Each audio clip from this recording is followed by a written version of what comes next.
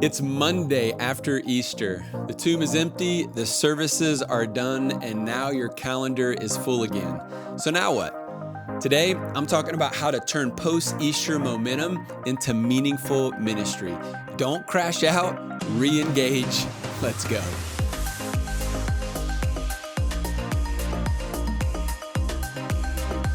Hello and welcome to the Busy Pastor Podcast. My goal is to encourage and equip pastors and ministry leaders to be busy with the right things. I'm your host, Trent Stewart, lead pastor of Foothills Church, where we've been chasing God's vision since 2009. I've been in ministry for 25 years. I coach leaders through Courage to Lead, and I've walked through enough post-Easter Mondays to know that pastors and ministry leaders need focus right now. When we release this, it's going to be the week before Easter, one of the most exciting and exhausting seasons of the year. And so if you're new to the podcast, welcome. If you're a longtime listener, I'm glad you're back. Today, we're talking about turning Easter momentum to meaningful ministry. I remember years ago waking up on the Monday after Easter. We had just hosted multiple packed services, a lot of salvations, baptisms. Volunteers went above and beyond. Everyone was celebrating. But I sat down with my Bible, my journal, my coffee that morning, and I was just wrestling with the hard question. And it was like, what am I supposed to do now? I'm exhausted. And, we have all this built up energy towards Easter. It's intense. And if we're not careful, all that momentum can stay trapped in that moment. But you know what? Jesus launched in the resurrection wasn't a one-day celebration. It was a movement. And so what do we do now? And I want to talk about what we need to do to move forward. That's a great question, I think. You give everything to prepare for Easter. The sermon invites, the mail-outs, the baptisms, the chairs, the parking, all the stuff. But when it's over, you can feel kind of this strange emptiness. Not really a spiritual emptiness necessarily, but kind of like a what's next type of fog in your brain, You're tired. No doubt your team is tired. And so how do we turn this Easter momentum to meaningful ministry? I want to give you 10 suggestions for you to think about today. And so here we go. Number one, I want to encourage you to start thinking Easter is a starting line, not a finish line. I think that's a mentality that we have to wrestle with. Sometimes we think Easter is this finish line, we're done, now we can coast. But I want to challenge you not to think of it as the finish line. It's really the starting line. People are going to come to your church, whether you do any invites, whether you do a good job preparing, whether you do a good job preaching and giving them a good experience on Easter. People are just going to come, right? Now, if you do a good job on the front end, you're going to get more people to come, but there's just this reality that there's a natural momentum for people in many areas of the country just to attend on Easter. And so in a pastor's mind, ministry leader's mind, sometimes we think that's the finish line, and that's, a mentality. But I just want to challenge you, start thinking of Easter as a starting line. So think about this.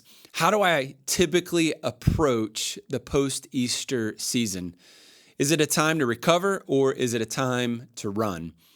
And I want to challenge you today to think about post-Easter as a time to run, not just a time to recover. Recovery matters, and we're going to talk about that. Rest is essential, but we just got to reframe our mind when it comes to post-Easter and think about it as really a strategic season.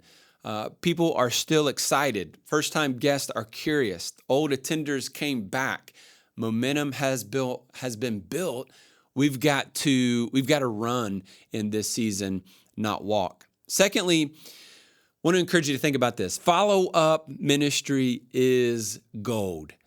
This is the time for your follow-up ministry to be on point. So you've got to prioritize strategic follow-up. So what first-time guests did you have? What salvations came in? What recommitments were given?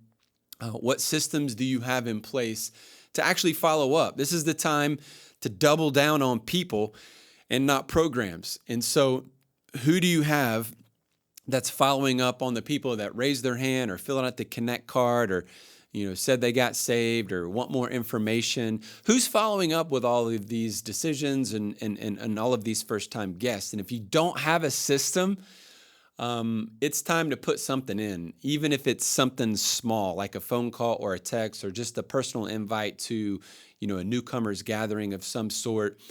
You've got to have some type of system in place, and you've got to make sure that the people that are leading those ministries, even if they're volunteers, are doing it well. So touch base with them this week. Touch base with them. Make sure that they have everything that they need to have in order to have appropriate follow-up. Number 3, celebrate what God did. Be loud about it. Be regular about it. Don't move past the wins too quickly. Whatever it was, 2 salvations or 200 salvations, it doesn't matter. Celebrate them. Share stories from Easter with your staff, your elders, your whole church, So here's the question: who's capturing these stories from Easter? And how do you bring them all together? Is there a Google Doc you've shared? Have you told your staff to make notes, and we're going to collaborate all of these great stories? Have you told your volunteers? Because we need to share these stories. We've got to highlight these stories. This is evidence of God working in our ministries. And then post-Easter, highlight one. Put it on a video. Let somebody simply share their testimony from stage, or you share the story as a pastor in a message. Storytelling isn't hype. It's really discipleship through the lens of God's activity in your church. 4, recalibrate your calendar with purpose, right? April and May can feel like this in-between zone. It's kind of in between the summer slump.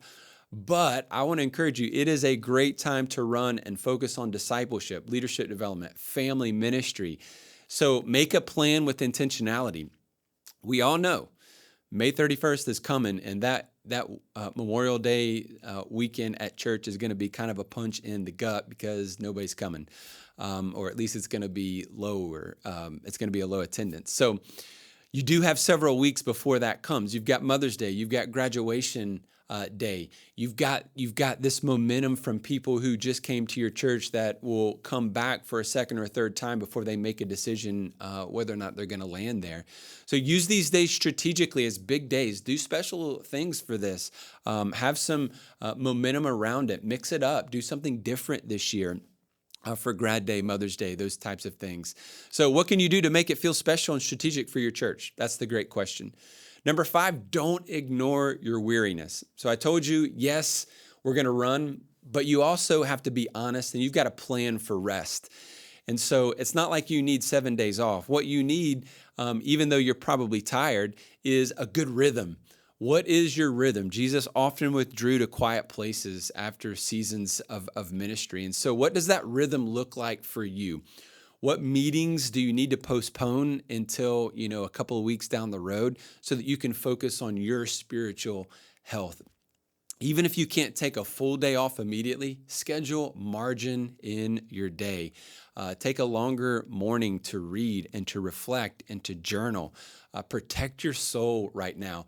And you don't want to let your weariness to turn into a deeper emptiness that could lead to depression and thinking about, well, God didn't do this or to do that, and I wanted this, and I'm disappointed. We're going to talk about that in a second, but just don't ignore your weariness. Your weariness isn't just a sign that you're exhausted and you need to take a vacation. Your weariness is that you need to point yourself to Scripture and prayer and journal and reflection and have healthy rhythms in your life right now, so that you can continue to be strategic, right? So that's number 5. Number 6, vision always needs repeating. So you just preached on the resurrection. People are listening. This is a perfect time to cast vision for what's next in your church. We're talking about summer outreach events. You're talking about mission trip opportunities. You're talking about summer camps for kids or students. You need to talk about the next sermon series that you're doing this summer. Whatever it is, you need to put your church's vision and mission on display. Maybe you need to revisit some of your core values. Whatever it is, this is a time to repeat your vision. Go back to those core values, right? So what part of your church's mission really needs to be emphasized or clarified post-Easter. And you can always point it back to Easter and say, hey, this is why Easter was important, because this is who we are and what we're doing, right? All right, number 7, equip your team to re-engage. So your staff, your volunteers gave a lot. Some of them are running on empty. And so this is a time for you to affirm them, to refresh them, to re-invite them to what's ahead. So yeah, how can you encourage your team? How can you bless them? Maybe give them a day off. That would be a huge blessing, to give them some rest and time off, paid time off. Not, hey, this isn't part of your vacation. You just take this time to rest and be with your family. Maybe a handwritten note, maybe a breakfast, refill their tank in some way to encourage them during this time. Number 8, set the tone for summer. Kind of touched on this, but summer often gets written off as the slow season where we're not going to do anything. But summer is packed with potential. We find at our church that a lot of people tend to visit in the summer because of vacations and because their church doesn't expect everybody to be there every week. This is the time where a lot of people just say, hey, I'm just going to go visit. And so we see that. So strategize now. What's the one win that you could have this summer that would be incredible? Maybe doing something different for first-time guests. Maybe doing a different gift for first-time guests. I'm not sure. It could be a discipleship benchmark or a new growth barrier that you're trying to break in a particular ministry area, some type of outreach that you do. It's warmer, so outreach in the parks or somewhere doing something outside on Sundays would be awesome. So dream prayerfully, but set the tone for summer. Number 9, revisit your personal vision. So pastors, let's be honest. Easter can sometimes leave us asking deep, hard questions like, am I really making a difference? As exciting as Easter can be, it's oftentimes a time for pastors to get depressed. It's a time, that post-Easter just kind of lull, like, why am I doing this? Is Home Depot hiring? These are real questions that we ask, and I want to encourage you to lean into that tension because here's what you might be doing. You might be comparing yourself to other ministries instead of celebrating what God is doing in your ministry, and maybe that's what's the root cause of some of the darker thoughts that you're having. Are you in ministry for the applause and the recognition? Or are you in this to make disciples and to be faithful? Because that's what it's about. Stop comparing yourself. Stop looking at all these other churches that look better than yours or that seem to have things together. The grass is always greener on the other side. Be thankful for where you're at. Water the lawn that God has given to you. So I want you to think about, what is God reminding me about my calling right now, right? God has called you to be faithful, not flashy. Remember your why. Go back to your call. Be anchored in your calling. Paul said in Galatians 6:9, let us not become weary in doing good. At the proper time, we're going to reap a harvest if we do not give up. Be faithful. Number 10, pray for long-term fruit, not just immediate response. Remember, seeds are being planted on Easter. Some will sprout now, some will sprout later. We remember the parable that Jesus taught us about the seeds being scattered, right? So be faithful, be patient. We all know that attendance the Sunday after Easter is going to be lower. You're in this for the long haul. So, you've seen this before. You're not going to be surprised by this. Healthy expectations are important.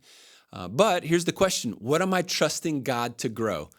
Even if I'm not seeing the results, I'm trusting God's going to build disciples. I'm trusting God's using my preaching and my leadership and these things to build other people into mature followers of Christ, right? And so what are you trusting God to grow? Maybe it's a prodigal returning. Maybe it's a volunteer stepping into a new role. It's a new staff member you're praying for, and you're saying, God's gonna fulfill these needs that I have, right? So that takes faith, and that takes healthy reminders in your life. One year, I remember A leader texted me the day after Easter, and they just simply said, hey, we had a couple over last night who came to our Easter services for the first time. They had questions. We shared the gospel, and they wanted, and they said that they were going to come back to our church. And I just remember getting that text and saying, you know what, that's a win. Nobody made a decision to follow Christ or got baptized. Nobody, joined any classes. They didn't become members or partners or anything like that. But what happened was our members were inviting people over to their house who had questions about faith, and they were investing into them. And guys, that's the win. The win is that people are taking the mission seriously, and they are taking steps to help other people grow. And so I just want to encourage you. Easter isn't about one Pack Sunday. It's about thousands of little moments where resurrection power breaks into real life. So in your church, that's going to happen. On your team, that's going to happen. And in people's living rooms, that's happening. So stay faithful, stay focused. Don't just recover, re-engage post-Easter. Hey, thanks for listening to the Busy Pastor Podcast. If today's episode encouraged you, I would love for you to leave us a review. Every 5-star rating helps us get this content out to other ministry leaders. Follow us on Instagram. And as always, I want to encourage you to be busy with the right things.